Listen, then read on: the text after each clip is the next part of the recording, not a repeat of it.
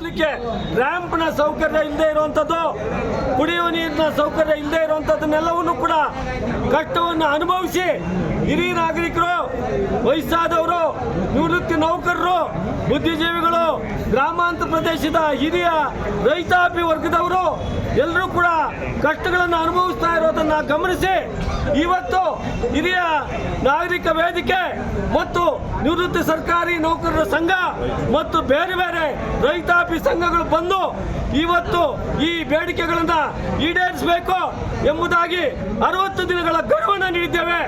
ಈ ಗಡುವಿನೊಳಗಾಗಿ ರಾಜಕಾರಣಿಗಳಾಗಿರ್ಬೋದು, ಜನಪ್ರತಿನಿಧಿಗಳಾಗಿರ್ಬೋದು, ಸರ್ಕಾರಿ ಅಧಿಕಾರಿಗಳಾಗಿರ್ಬೋದು, ಈ ನಮ್ಮ ನ್ಯಾಯಯುತವಾದ ಸಾರ್ವಜನಿಕವಾದಂಥ ಕಟ್ಟ ಕಾರ್ಪುಡಿಗಳನ್ನು ಗಮನಿಸಿ ಈ ಬೇಡಿಕೆಗಳನ್ನು ಆದಷ್ಟು ಬೇಗ ಈಡೇರಿಸಬೇಕಂತೇಳಿ ನಾವು ಎಲ್ಲರ ಪರವಾಗಿ ಕೋರ್ತಾ ಇದ್ದೀವಿ. ಸೊ ಮಿನಿ ವಿಧಾನಸೌಧ ಅಂತ ಹೆಸರಿನಲ್ಲಿ ಪ್ರಾರಂಭ ಆಗಿ ವರ್ಷಗಳು ಉರುಳಿದ್ರೂ ಕೂಡ ಮೂಲ ಸೌಕರ್ಯಗಳು ಇಲ್ಲಿ ಕೊಟ್ಟಿಲ್ಲ.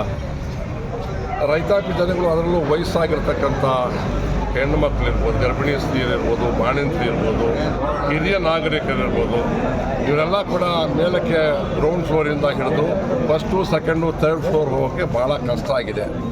ಲಿಫ್ಟ್ ಹಾಕಿ, ರ್ಯಾಂಪ್ ಹಾಕಿ, ಶೌಚಾಲಯಗಳೆಲ್ಲ ನೀರಿಡಿ, ಶೌಚಾಲಯಗಳನ್ನು ಕೊಡಿ ಅಂತ ಹೇಳಿ ಈ ಹಿಂದೆ ಮಾಡಿದಂಥ ಮನವಿಗಳು ಇವರೇನು ಕಿವುಡರಾಗಿದ್ದಾರೋ ಏನೋ ಸರಿಯಾಗಿ ಗೊತ್ತಿಲ್ಲ. ಜಿಲ್ಲಾಧಿಕಾರಿಗಳು ಮತ್ತು ಶಾಸಕರಿರ್ಬೋದು, ಸಾರ್ವಜನಿಕ ಪ್ರತಿನಿಧಿಗಳು, ಇವರಿಗೆ ಕಿವಿ ಇದ್ದು ಕಿವಿ ಕೇಳಿಸಲ್ಲ, ಕಣ್ಣಿದ್ದು ಕಣ್ಣು ಕಾಣಿಸಲ್ಲ, ಇಂಥ ಪರಿಸ್ಥಿತಿಗೆ ಬಂದಿದೆ. ಹಾಗಾಗಿ ಇವತ್ತು ನಿವೃತ್ತ ಸರ್ಕಾರಿ ನೌಕರರು, ಹಿರಿಯ ನಾಗರಿಕರು ಇವತ್ತು ಈ ಒಂದು ವೇದಿಕೆ ಮಾಡಿ ರೈತಾಪಿ ಜನಗಳು ಕೂಡ ಇವತ್ತೆಲ್ಲ ಕೂಡ ತಾಲೂಕು ಆಫೀಸ್ಗೆ ಬಂದು ಒಂದು ಮನವಿಯನ್ನು ಮಾಡಿದ್ದೇವೆ.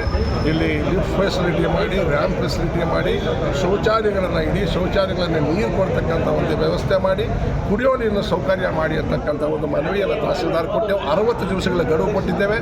60 ದಿವಸಗಳಾದ ನಂತರ ನಾವೆಲ್ಲ ಕೂಡ ಒಂದು ದೊಡ್ಡ ಮಟ್ಟದ ಒಂದು ಹೋರಾಟವನ್ನು ಮಾಡ್ತೇವೆ ಅಂತಕ್ಕಂಥ ಮಾತನ್ನು ಹೇಳ್ತಾ ಸಹಕಾರ ಕೊಡಬೇಕು ಅಂತ ಸರ್ಕಾರವನ್ನು ಕೂಡ ಮನವಿ ಮಾಡಿದೆ. ಆಮೇಲೆ ನಿವೃತ್ತಿ ನೌಕರರ ಸಂಘದ ಜಿಲ್ಲಾಧ್ಯಕ್ಷರಾದಂಥ HK ದೇವರಪ್ಪನವರು